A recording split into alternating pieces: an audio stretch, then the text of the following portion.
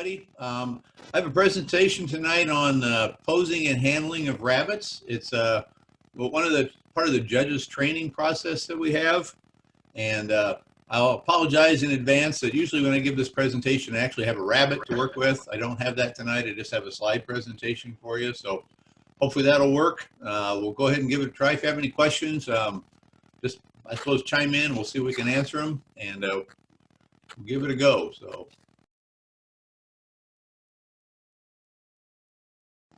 All right, well, posing and handling, and this presentation, I've given this multiple times. Josh Humphreys, who's the current president of the ARBA, developed the original presentation a few years ago.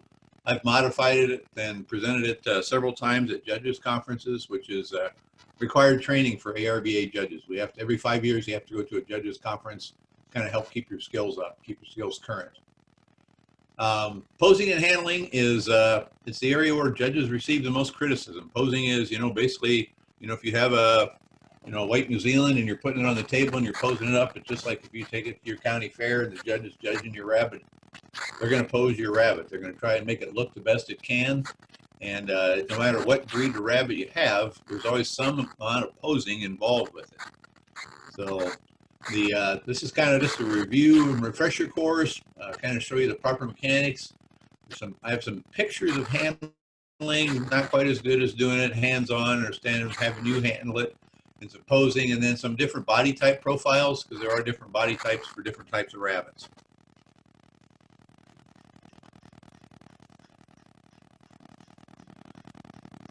As you can see on the screen, and I assume all of you own a rabbit, take them to a show. If they've not been to a show before, they're in their carrying cage. Take them out, you put them up on the show table for the judge to judge. They're a little bit nervous, a little bit excitable. Our advice to judges is use the minimal restraint when you're handling them. Use them, kind of handle them gently. And I think you guys have probably had some training on this. Lift your rabbits from underneath when you're moving them to and from the holding coops. Don't scruff your rabbit in the middle of the back. Don't grab it in the center of the back, scruff it up by the neck. And when you're going to turn your rabbit over, especially like if you're doing it, this is applicable to judges, but it'd also be applicable to you in showmanship. If you're turning your rabbit over, checking the rabbits for disqualifications, use this, get a hold of the rabbit, get a hold of his ears, support that so you can control his head. And then, kind of let the rabbit lay on the table on his back. That makes it a lot easier than you trying to hold the thing. Like I said before, don't scruff them. And our advice to judges is treat each exhibit as if it were your very own. I mean, how would you handle your own rabbit at home? Make sure you handle the rabbits at the show just like that.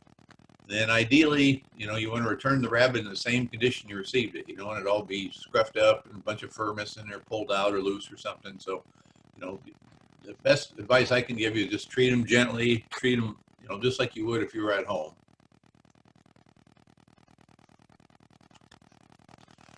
Okay, now talking a little bit about posing and balance of the rabbit. Balance means all the parts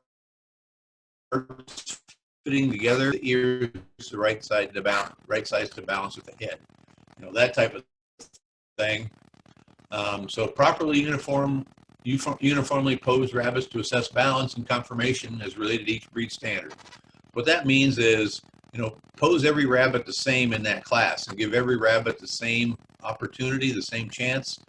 So if you're, judging Florida whites, pose them all the same. Don't stretch some of them out. Don't scrunch some of them up. Make them all look the same. Give them all a fair chance, and let the animal make the decision, based on their quality, and not you make the decision based on how well you posed them or how good poor a job you posed them. And then again, if you pose them all properly, when you line them up to place them, they're all going to look pretty much, you're going to, from worst to best, they're going to look gradually better, and they're going to look like they should, like the one in the standard does, the picture in the standard, hopefully. There's, even though we have, 49 breeds now, I believe it is, and they, you have everything from Netherland dwarfs up to Flemish giants. You have, checker giants, which are running rabbits. You have, Britannia petites, which pose up on their front feet. You have Himalayans that are kind of stretched out. They all have the same basic pose. There are a few little variations, but they're the basic pose. You get their hind feet placed flat and square on the table. You know, the toes of the hind feet align with the front of the hip. You don't want to shove those front feet or back feet forward. You want them right on the front of that hip. Front feet directly under the eyes. And then, you know, again, proper posing and handling requires consistency and uniformity. Also requires a lot of practice. I mean, it's you know, the first time that you get an opportunity to pose, say, a Britannia Petite versus a you know, a few raised Florida Whites, there is some difference in posing those rabbits. You got to get that Britannia up on his front feet, weight his feet, you know, proper legs erect, stiff, and so, you know, there is a little bit of difference there. So it does require some practicing, and you know, that's be some advice I'd give you is to try to practice a little bit if you can. Here's where we talked about. You can see the picture on my left. You can see where they're squaring up those back feet, getting them square. Picture on the right, you can see they're lining them up under that hip. You want those front feet kind of right under that hip joint there, right at the front of that hip. And here, this is say a Florida White or a New Zealand White. You can see both very nice poses. You can see the front feet are under the eyes, the back feet are under the hip. And you can this rabbit also shows what we call a very nice top line. You can see the profile of the rabbit. If you look right at the front of that hip, and if you draw a straight line up in the air, that's where the highest point of the rabbit should be. And this is a nice rabbit here in this picture. It's nicely posed. It's a very good representative of the breed.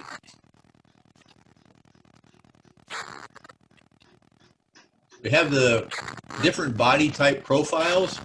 Now, this is going to change a little bit in the new standards that's coming out in January 1st. But basically, these are the body groups, body type profiles. These are great showmanship questions. A lot of times you'll get asked these questions in showmanship. What are the 5 body type profiles that rabbits have? The semi-arch,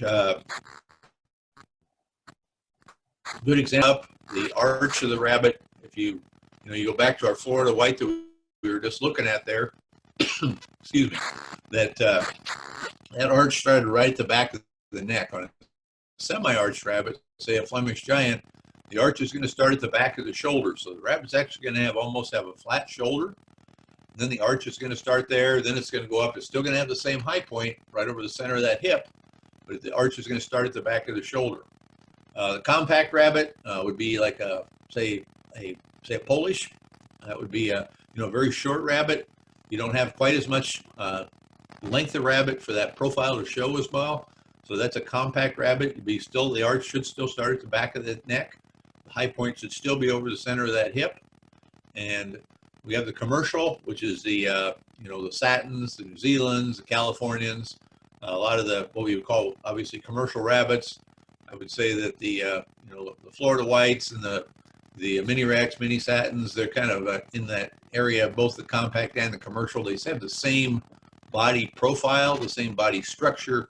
They're just a smaller rabbit, so they're probably more in the compact than the commercial. But if you set them side by side, blew the picture up, and then matched them, they look the same.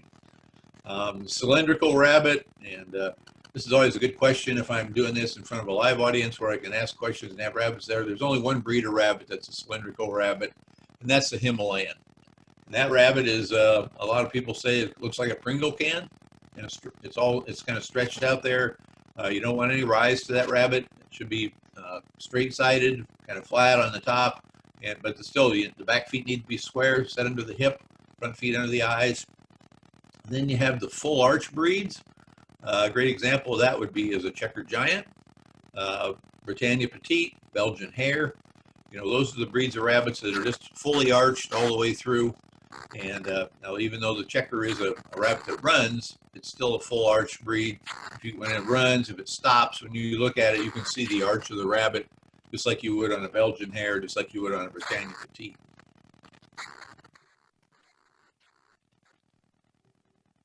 Talked a little bit about, here's some more of the details of each one of those ones. Semi-arched rabbit, a Flemish Giant obviously has a lot longer body. They get the Beveren would be in that same category. You get a well-defined rise starting at or near the back of the shoulders. You get the high point still the center of the hip. Front feet still under the eyes. Toes of the rear feet squared up under the front of the hips. And all the breeds within this group are posed exactly the same. And there's some semi-arch. This is a mandolin type picture. You can see the top picture is the good one. You can see where the arch starts right at the back of the shoulder. Then you have the nice round hindquarter on the rabbit. If you look at the middle picture, that rabbit is what we call overposed. If you look at where those back feet are, you can see they're shoved way up under almost to the shoulder of that rabbit. And that makes that top line look almost like that Florida white that we had earlier. So you can see that rabbit is just way overposed. Takes away the mandolin type or the semi-arch type. And then the last one, the underposed one, the bottom picture, that rabbit's just stretched way out. You can almost see, you can see some rise, and you can see that it starts at the back of the shoulder, but you can see there's a significant difference between that rabbit and the rabbit that's called correct, that's at the top of that picture.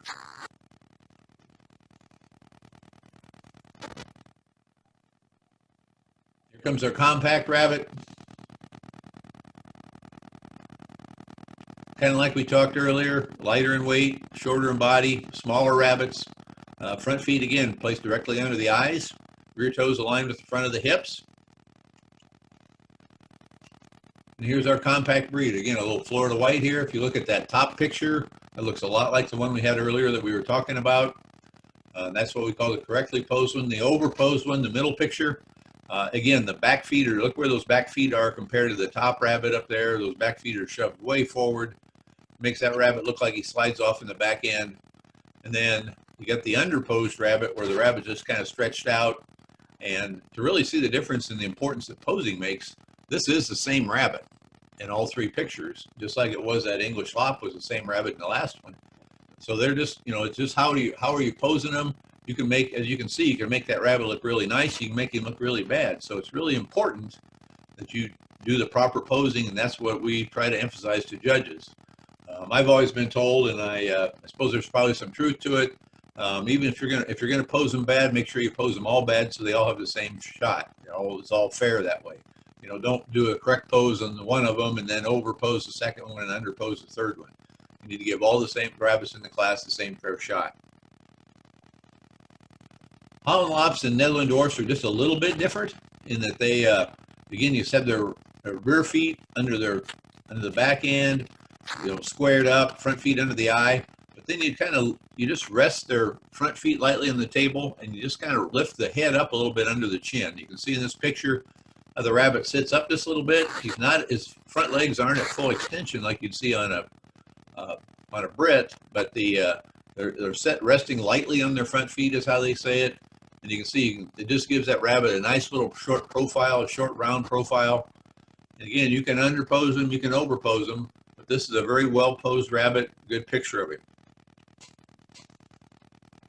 And again, Holland lops are posed the same way, and we've got the the three options here. The correctly posed one you can see on that first one. The top one, he's just kind of resting lightly on his front feet, looking at you, nice round rabbit. If you look at that middle rabbit, he doesn't look quite so noticeably different, but if you look at him, his front feet are straight, his head's a lot higher, and if you had a good side view of him, you could see he just kind of slides off from the back of his neck all the way to the table. Then the underposed one down there, where he's stretched out a little bit, it makes him look like he's long in the shoulder. And again, this is the same rabbit in all three pictures, so you can see the difference that posing makes when you're posing a rabbit. So you want to get that correct pose in there. Commercial rabbits, again, like we said earlier, New Zealand's, Californians, Satins, those are the major breeds there. Depth of body equals width of body throughout. Front feet placed directly under the eyes, and rear toes aligned with the front of the hip. And one of the interesting things about this that I was shown years ago is that you get a commercial rabbit that is really a nice rabbit, it's posed properly. If you get like a ruler and a couple pieces of wood out and you measure the depth versus width all the way through that rabbit, be amazed how close that is, because that's what the standard calls for, is depth equals width all the way through the animal. Sometimes rabbits that are look a little bit tall and a little bit narrow actually are, it's kind of a depth perception thing. They actually do have depth equals width. It's kind of an interesting thing. Sometimes you get an opportunity, might be something your club might want to do with if you can find some good New Zealanders or California or something, do some measuring and just see how much difference there is.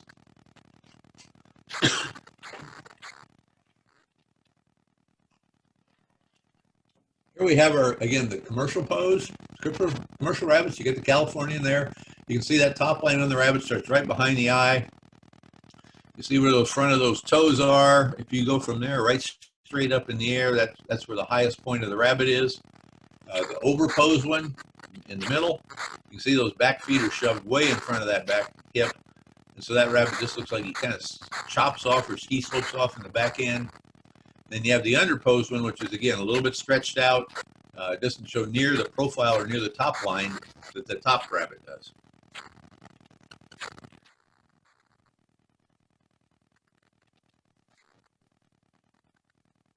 Here's our cylindrical rabbit. Like I said, the Himalayan is the only breed in this type group. Straight top line, no arch, no rise. Front feet placed directly under the eyes. Rear feet and toes aligned with the front of the hip. Here's how we do this. Here's a picture of how to pose it. Get those front feet flat and square, and then you just kind of stretch the rabbit out and let it rest lightly on the table. You can see the directions there. Stretch as long as possible. Hocks flat on the table. Position the front feet. You know, slide the hands down the body, lifting and stretching. And as a general rule, Himalayans, I don't know if anybody in your club raises Himalayans, but they are a very docile rabbit as a general rule, very easy to handle. They're not hard to pose at all. One of the things you need to be careful of is you don't stretch them out too much to where you don't have their back feet sitting flat on the table. That's one of the things that you've got to be, that'd be kind of almost really almost over posing, really stretching them way out. You can see here the correct pose on the top. Like I said, the over pose, you can see in that middle rabbit there, see how his back feet are kind of sticking up in the air because he's stretched way out, kind of really got that tube on him. And then the bottom one, you know, you can see that almost looks like our Californian we had earlier. You can see the rise to the rabbit. You don't have that cylindrical type like you have on the top one. You know, that top one's got the straight rise. If you're looking down at it over the top, you can see it's got straight sides on it. So very, very unique breed. Actually very easy to pose and a very interesting breed. Full arch breeds. Like we talked earlier, two types of animals in this group, the running breeds and the pose breeds. So the running breeds are going to like the English spot, the checker, the Rhinelander. Pose breeds are going to be like the Belgian hare, Britannia petite. But on the running breeds, you check them out, you let them loose, you step back and watch. As they run the table, you want to see full extension on the leg, good length of leg. When you look from behind, you want to see their back feet, you know, good square back feet. You want some width between those feet. And when a lot of times when they run, they'll run to the end of the table and then just kind of freeze up and lock up down there. You can look and see that nice roundness to their high point. You can see their arch. And the pose breeds, again, that's the Brits, the hares. Those take a little bit of work. They take a little bit of practice to learn to pose those guys. It's always a challenge, especially if they don't want to pose. Most of those, the really good ones, have been on a table a lot of. Here's our checker. You can see what I was talking about. You can see that top picture there. You can see that rabbit. See how he's locked up and he's posed on his own. You don't have to try and do that yourself. The rabbit will do that for you as he's running. He'll run to the end of the table a lot of times and then kind of stop. You can see that the middle one, they're kind of looking away at you. You can see again, got that length of foreleg, the nice roundness to him. And then the back one, the bottom picture there, look at the length of that rabbit, how long he is, good depth of body, nice roundness to him. Doesn't chop off, he doesn't slope off. We got this is Josh Humphreys. I don't know if any of you show rabbits, but open shows. But this is Josh posing up Belgian hare there. You can see he's getting his left hand under the front shoulder of that rabbit, kind of lift the rabbit up a little bit. He's not actually grabbing that rabbit's ears real hard. You're just kind of supporting those ears a little bit so the rabbit doesn't throw his head on you. If you look at the black and tan hare on the right-hand side, you can see that rabbit really has a lot of length of leg. You can see the roundness to it. Just a really nice, sharp profile of that animal. Here's a Britannia petite. Again, a small rabbit that's posed upright on his front feet. There's three different ways to pose them. You can see that they call the top one the shoulder pose, where you get them by their shoulder, just kind of shake them a little bit, lift them up real lightly. A lot of times they'll pose up on their front feet. You got the middle picture there where you just kind of lift them through the center of their body, get them up on their front feet. And then you got the bottom picture down there where you kind of get a thumb underneath their head, kind of raise their head up while you're holding their back feet. I prefer the shoulder pose, the top one, if you can do that. Many of you that might have any experience with Britannia petites knows they can be a little bit of a nipper or a biter. So the benefit of that shoulder pose is your hand's not in front of their head, so you have less opportunity to bite you. The other two poses, they'll try and get you every once in a while if they can. They aren't vicious biters, but they'll nip you, and you'll definitely know you've been there, and they've got you. So here we got the arch breed. You got a really nice picture of these Brits here. The top picture is just a really nice animal. You can see that leg at full extension. You don't want them resting on their ankles. You can see that bottom picture a little bit down there. That rabbit's kind of resting on his ankles a little bit. Again, this is the same rabbit in all three pictures. You get really nice roundness to that top animal. The middle rabbit, you kind of see there how he's kind of stretched out. He kind of looks like he's kind of resting on his behind a little bit. He doesn't have near the profile. The bottom rabbit looks pretty good, but he just doesn't have quite the roundness. He's not quite up on his front feet like he should be. You can see he's kind of resting on his ankles like we talked. So these are the review points that we talk about when we're, use minimal restraint when handling. Be consistent and uniform when posing and handling. Return the rabbit to the owner in the same condition you received it. Wish I would have had some rabbits to use to show you this. It'd been great to do this in person for you, but we're all kind of doing the best we can with all this quarantine type stuff. So anybody have any questions?